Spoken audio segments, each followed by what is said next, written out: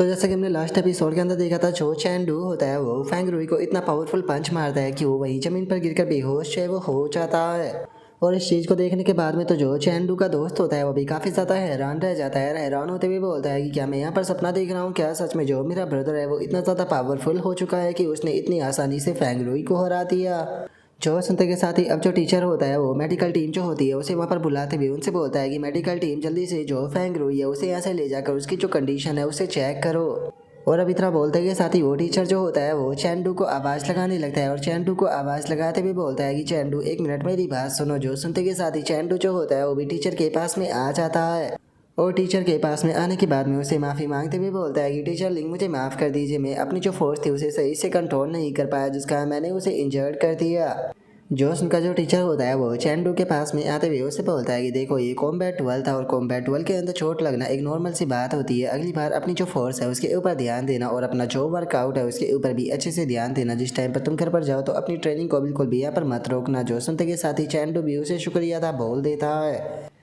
जिसके बाद में अब जो टीचर होता है वो चैंडू की तरफ देखकर अपने मन में सोचता है कि इसने जो फैंग रुई है उसे इतनी बुरी तरीके से पीटा है, लेकिन उसके बाद भी इसे यहाँ पर एक सिंगल इंजरी जो है वो नहीं आई, जिसे देखकर ये कहना गलत नहीं होगा ये पक्का कि ये यहाँ पर सीक्रेटली किसी सुपर मार्शल स्किल को प्रैक्टिस कर रहा है। और अब इतना सोचते के साथ ही जो टीचर होता है वो किसी पर्सन को कॉल करते हुए बोलता है कि वैंकाई मैं चाहता हूँ कि तुम जो प्रिंसिपल है उसे कॉल करो। और उसके इतना बोलते के साथ ही अब हमारा व्यू जो होता है वो चैंडू के ऊपर आ जाता है, जो कि एक जगह से जाते हुए बोलता है कि अगर मैं अभी कर चाहूँगा तो ये काफ़ी ज़्यादा जल्दी हो जाएगा, क्योंकि मुझे यकीन है कि सिस्टर और जो फादर है वो भी अभी वापस जो है वो नहीं आए होंगे।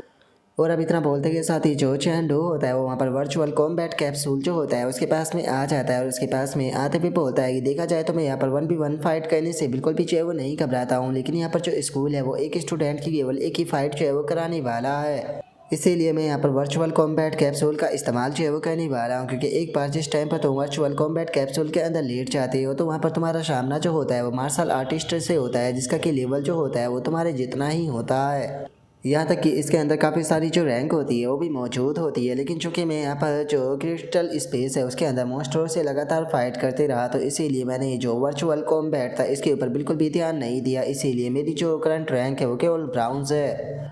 और चूंकि यहाँ पर जो फैंग रोई है वो मुझसे काफ़ी बुरी तरीके से पिटा है और उसकी पर्सनैलिटी को देखने के बाद में ये कहना गलत नहीं होगा कि पक्का वो यहाँ पर लोगों को लेकर आने वाला है मेरे लिए प्रॉब्लम क्रिएट करने के लिए, जिसका मतलब है कि हो सकता है कि मैं होंगजू क्लास के अंदर भी इंटर ना कर पाऊँ। इतना सोचकर अब वो जो वर्चुअल कॉम्बैट कैप्सूल होता है उसे एक्टिवेट कर देता है। और अब उसके अंदर बैठते हुए जो चैंडू होता है वो अपने मन में सोचता है कि जो वर्चुअल कॉम्बैट रिकॉर्ड है इसके अंदर एक ब्लू स्टार यूथ लिस्ट जो है वो बनाई गई है, जिससे कि स्पेशली जो कॉलेज एंट्रेंस एग्जाम है उसके लिए इस्टेब्लिश जो है वो किया गया था, जिसकी मदद से जो जीनियस है उन्हें लिस्ट किया जा सके।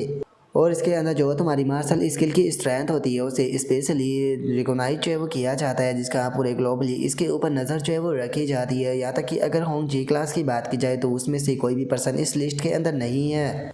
जिसका मतलब है कि अब अगर मैं यहाँ पर जो ब्लू स्टार यूथ लिस्ट है उसके अंदर यहाँ पर रैंकिंग जो है वो प्राप्त कर लेता हूँ तो उसके बाद में यहाँ पर मुझे अपॉर्चुनिटी प्राप्त हो जाएगी होंगजी क्लास जो है उसके अंदर इंटर करने की, वो भी अपने स्ट्रेंथ के बेस पे, जिसके बाद में कोई भी मुझे नहीं रोक पाएगा। और अब चैंडू के इतना बोलते के साथ ही हम देखते हैं कि वो एक वर्चुअल स्पेस जो होता है उसके अंदर आ चुका होता है, जहाँ पर कि उसके चेहरे के ऊपर एक नकाब भी आ चुका होता है। और वहाँ पर आकर जो चैंडू होता है वो बोलता है कि क्रिस्टल स्पेस के अंदर फाइट करने की कहा मुझे जो वर्चुअल कैप्सूल है उसके बारे में कुछ भी नहीं पता है, तो इसीलिए पहले यहाँ पर जो अपना जो वो मैच है उसे करते हैं। और इतना बोलते के साथ ही हम देखते हैं कि चैंडू के आसपास का जो स्पेस होता है वो पूरी तरीके से चेंज हो जाता है और इधर उधर देखते हुए चैंडू जो होता है वो बोलता है कि आखिर मेरा अपोनेंट कहाँ पर है। और चैंडू के इतना बोलते के साथ ही हम देखते हैं कि उसके पीछे दीवार पर एक लड़की जो होती है वो चिपकी हुई होती है, जो कि चैंडू को देखते हुए बोलती है कि तुम्हारा रिएक्शन तो बहुत ज़्यादा स्लो है। और इतना बोलते के साथ ही वो लड़की सीधे आकर चैंडू के ऊपर अटैक करती है, लेकिन चैंडू उसके अटैक को अपनी स्वॉर्ड से ब्लॉक कर देता है। जो देखकर अब वो लड़की जो होती है वो हंसते हुए बोलती है कि चलो जो तुम्हारी स्पीड है वो काफ़ी ज़्यादा अच्छी है, ये कोई स्कूल एग्जाम जो है वो नहीं है जहाँ पर कि तुम्हारा अपोनेंट जो है वो आकर तुम्हें यहाँ पर हेलो बोलेगा। तुम्हें हर टाइम जो है वो फाइट के लिए तैयार रहना चाहिए, क्योंकि तुम्हारा अपोनेंट कहीं से भी तुम्हारे ऊपर अटैक कर सकता है। जो सुनते के साथ ही अब चैंडू जो होता है वो फाइट के लिए तैयार जो है वो होने लगता है। फाइट के लिए तैयार होते हुए बोलता है कि तुम्हारी बातों से मैंने यहाँ पर एक सबक जो है वो सीखा है, तो इसीलिए चिंता मत करो, मैं तुम्हें यहाँ पर अपने ऊपर वापस से स्नेक की अटैक करने का मौका जो है वो नहीं देने वाला।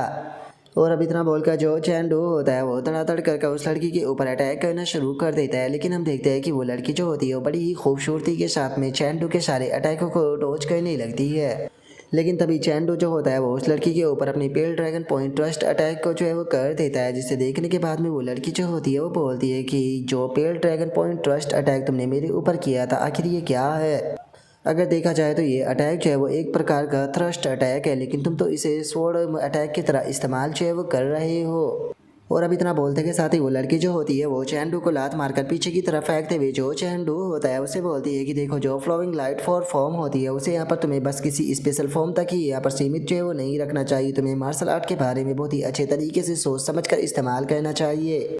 जो सुनकर अब चैंडू जो होता है वो अपने मन में सोचता है कि देखा जाए तो इस लड़की की बात जो है वो पूरी तरीके से सही है। जो स्वॉर्ड अटैक होते हैं वो केवल ऐसे सीमित क्यों होते हैं जैसे कि उसे किसी ढांचे के लिए बनाया गया हो। और चैंडू के इतना सोचने के साथ ही अचानक से हम देखते हैं कि वो लड़की चैंडू के ऊपर अटैक कर उसके नकाब का जो कान होता है वो काट देती है। और जो चैंडू होता है वो अपने मन में सोचता है कि लेकिन मुझे समझ में नहीं आया कि इसने जो मेरी स्वॉर्ड स्किल है उसे कैसे पहचान लिया।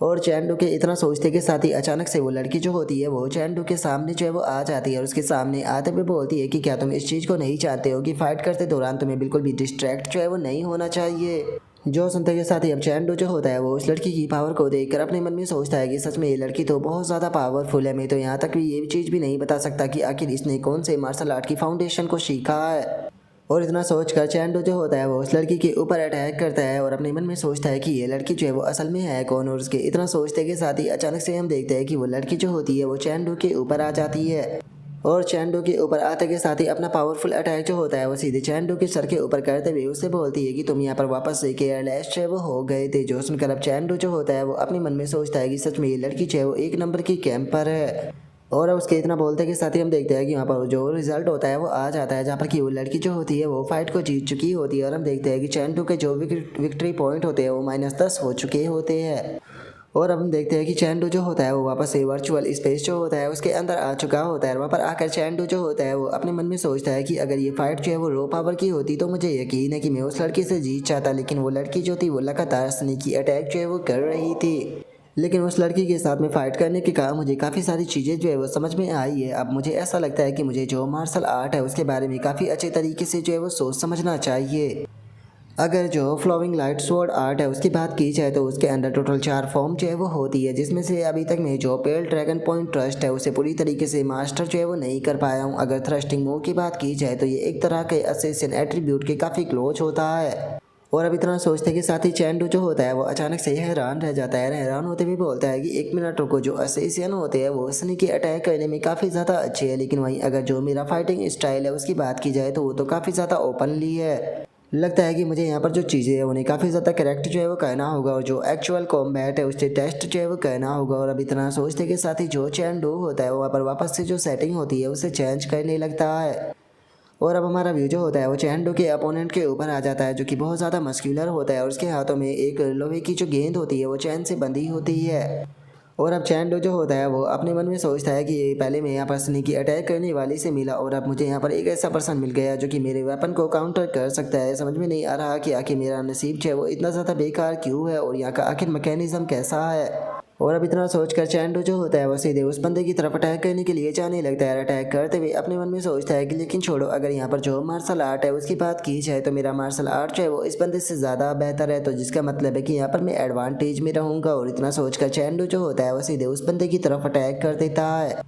और चैंडू के अटैक को जो वो बंदा होता है वो भी डॉज नहीं कर पाता, जिसका चैंडू का जो अटैक होता है वो सीधे उस बंदे से टकरा जाता है, जो देखकर उस बंदे को काफ़ी ज़्यादा गुस्सा आता है। और वो गुस्से में बोलता है कि यंग मैन स्वॉर्ड टेक्निक जो होती है उसे इस तरीके से इस्तेमाल जो है वो नहीं किया जाता। तुम्हें क्या लगता है कि अगर तुम्हारा मार्शल आर्ट जो है वो मुझसे ज़्यादा स्ट्रॉन्ग है तो तुम जो चाहे वो यहाँ पर कर सकते हो। और अब इतना बोलते के साथ ही वो बंदा जो होता है वो सीधे जो वो लोहे की गेंद होती है उसे चैंडू जो होता है उसकी तरफ फेंक देता है, जो देखते के साथ ही चैंडू जो होता है वो धड़ाधड़ कर जो वो लोहे की गेंद होती है उसके ऊपर अपने जो अटैक होते हैं उसे कर देता है, जिसका जो वो गेंद होती है वो वापस से उसी बंदे की तरफ आने लगती है। और तभी चैंडू जो होता है वो अचानक से उसी लड़की की तरह जो वो बंदा होता है उसके ऊपर जो है वो आ जाता है, जो देखकर वो बंदा भी हैरान रह जाता है। बोलता है कि 1 मिनट, तुम तो कुछ देर पहले मेरे सामने थे।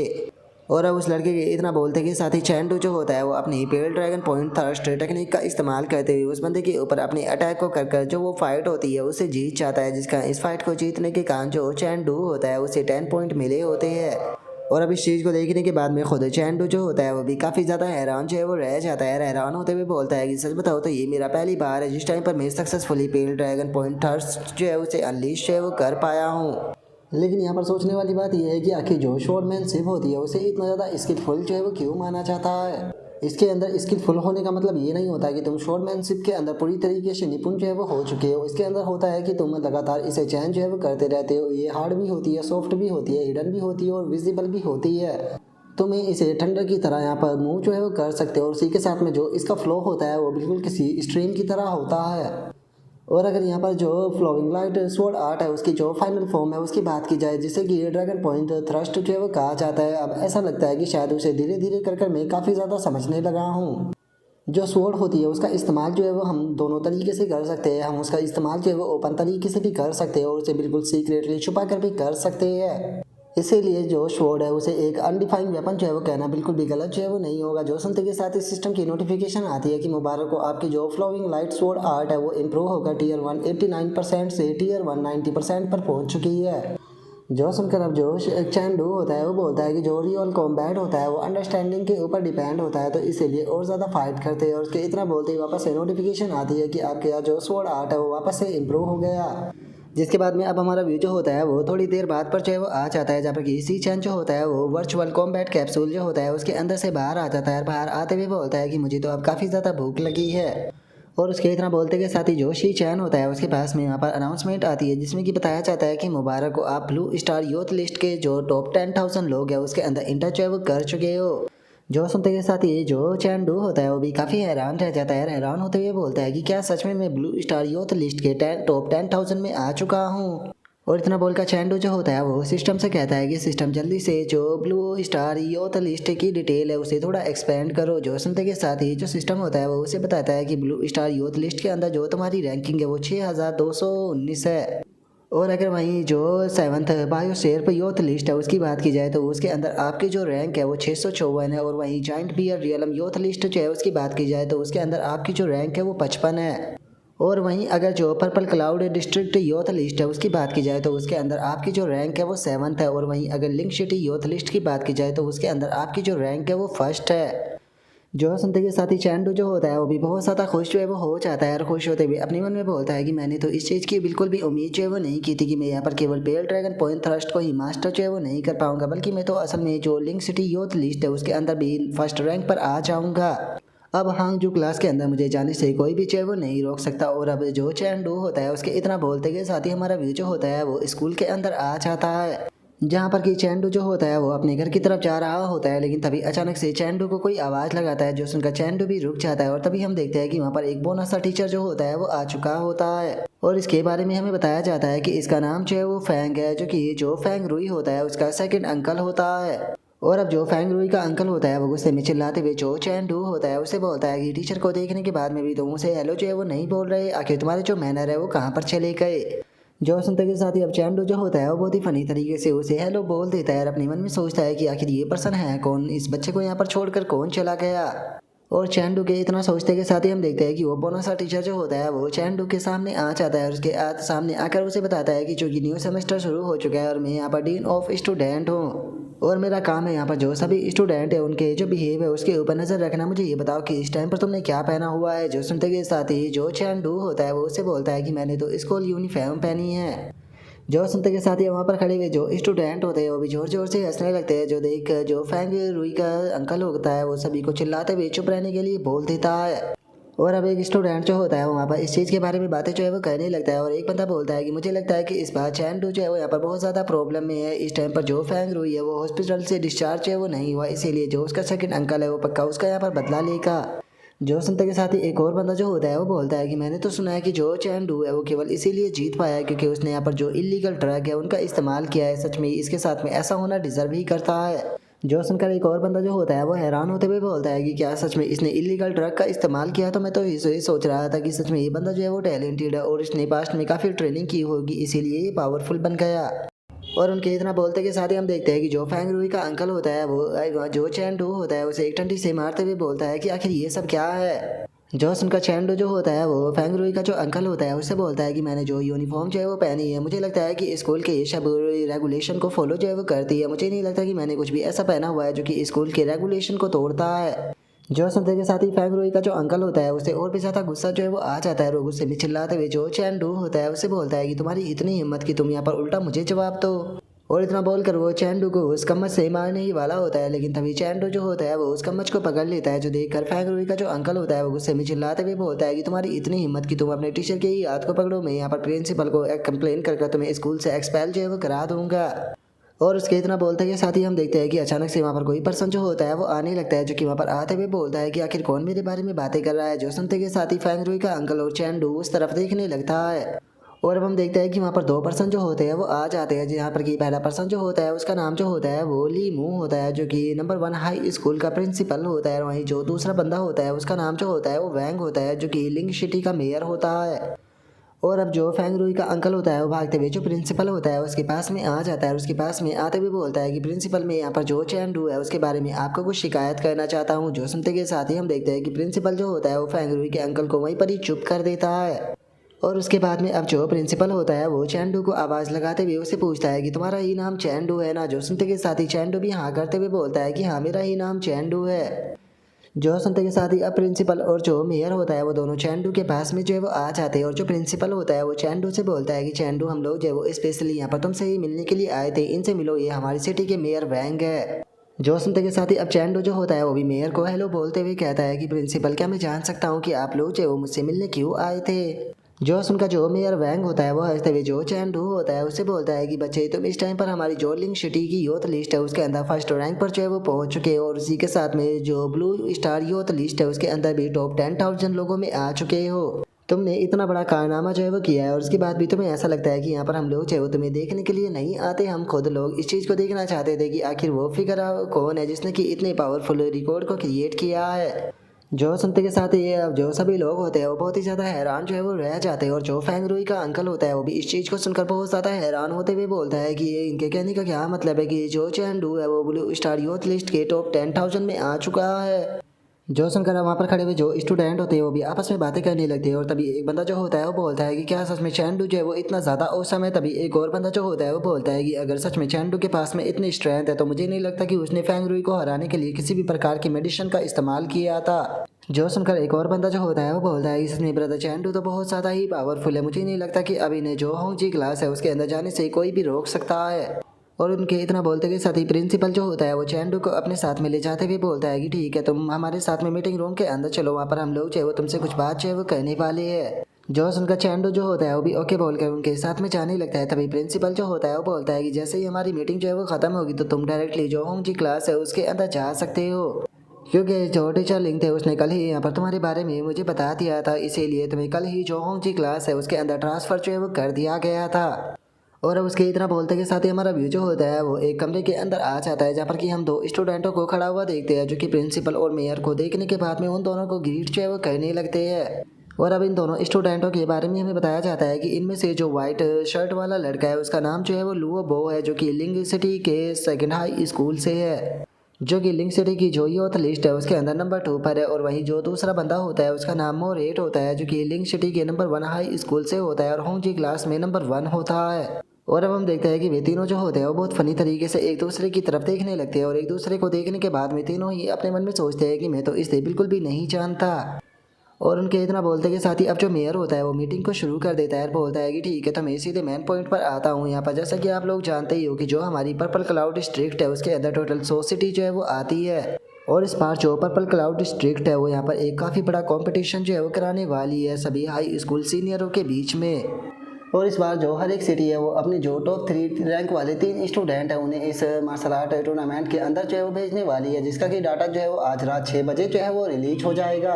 और जो मार्शल आर्टिस्ट 15 लेवल से ऊपर है वे सभी के सभी लोग जो है वो यहाँ पर 300 सिटी टूर्नामेंट के अंदर पार्टिसिपेट जो है वो करने वाले हैं, जिसकी की लोकेशन जो है वो हाई सिटी का नंबर 1 हाई स्कूल जो है वो होने वाला है। और जो सिटी भी यहाँ पर जो 100 सिटी टूर्नामेंट है उसके अंदर टॉप 10 में जो है वो आएगी, उसे यहाँ पर बहुत बड़ी मात्रा में यहाँ पर जो पैसा है वो भी रिवॉर्ड के तौर पर मिलेगा और इससे अलग बोनस पॉइंट भी मिलेगी कॉलेज एंट्रेंस एग्जाम के लिए, जिनकी स्टार्टिंग प्राइस की बात की जाए तो जो पॉइंट है वो कम से कम 10 होने वाले हैं और वही जो मनी है वो कम से कम 1 लाख युआन जो है वो होने वाली है। तो इसीलिए मैं आप तीनों स्टूडेंटों से इस चीज़ के बारे में बात जो है वो कहना चाहता हूँ कि क्या आप तीनों जो है वो इस टूर्नामेंट के अंदर पार्टिसिपेट जो है वो करना चाहोगे। जो उसका जो मारेट होता है वो मेयर जो होता है उससे पूछता है कि मेयर अगर ये मार्शल आर्ट जो है वो मार्शल आर्ट रैंकिंग के ऊपर बेस होने वाला है तो फिर जो कंपटीशन है उसके अंदर जो वर्चुअल कॉम्बैट फॉर्मेशन है उसका इस्तेमाल क्यों नहीं किया जा रहा। जो सुनते के साथ ये जो मेयर होता है वो उन लोगों को बताता है कि वर्चुअल कॉम्बैट की अगर बात की जाए तो वैसे तो यहाँ पर काफ़ी सारे लीडर जो है वो इस चीज़ के लिए तैयार है, लेकिन उसके बाद भी काफ़ी सारे लोग ऐसे हैं जो कि इस चीज़ के लिए एग्री नहीं करते क्योंकि उन्हें लगता है कि रियल कॉम्बैट जो है वो ज़्यादा इफेक्टिव होता है।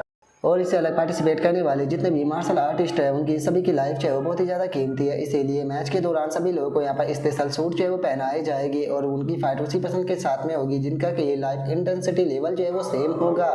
और अब मेयर की इस बात को सुनकर जो चैंडू होता है वो अपने मन में सोचता है कि इस टाइम पर जो मेरा करंट मार्शल आर्ट लेवल है उसके मुताबिक मेरे लिए यहाँ पर जो पर्पल क्लाउड डिस्ट्रिक्ट है उसके अंदर टॉप 20 में आना कोई बड़ी बात नहीं है, और अगर इसके अंदर जो मेरी डेली इंप्रूवमेंट की स्पीड है उसे भी ऐड कर दिया जाए तो मुझे नहीं लगता कि टॉप 3 में आने में मुझे कोई प्रॉब्लम होने वाली है। और अब चैंडू के इतना सोचते के साथ ही जो मेयर होता है वो उन लोगों से बोलता है कि अगर तुम लोग जो है वो टॉप 10 के अंदर भी नहीं आ पाते हो तो यहाँ पर इस चीज़ से कम तुम जो अपनी स्ट्रेंथ है उसके बारे में पता कर पाओगे, तो इसीलिए तुम लोगों को यहाँ पर ज़्यादा प्रेशर लेने की कोई ज़रूरत नहीं। और अब मेयर की इस बात को सुनते के साथ ही जो चैंडू होता है वो अपने हाथ को उठा देता है और अपने हाथ को उठाते हुए जो मेयर होता है उसे बोलता है कि मेयर आपको चिंता करने की कोई ज़रूरत नहीं है, मैं इस कंपटीशन के अंदर पार्टिसिपेट करूंगा। और अब चैंडू के इतना बोलते के साथ ही वहाँ पर बैठे हुए जो दोनों स्टूडेंट होते हैं वो भी बोलते हैं कि हम लोग भी इस कंपटीशन के अंदर पार्टिसिपेट करने के लिए तैयार है। और अब उन दोनों के इतना बोलते के साथ ही जो हमारा आज का एपिसोड है वो यहीं पर ही कंप्लीट जो है वो हो जाता है। तो नेक्स्ट एपिसोड के अंदर देखिए कि आगे क्या होता है। अगर आप लोगों को वीडियो अच्छी लगी हो तो लाइक करना, चैनल को सब्सक्राइब करना। मैं मिलता हूँ नेक्स्ट एपिसोड के अंदर, तब तक के लिए बाय बाय गाइज।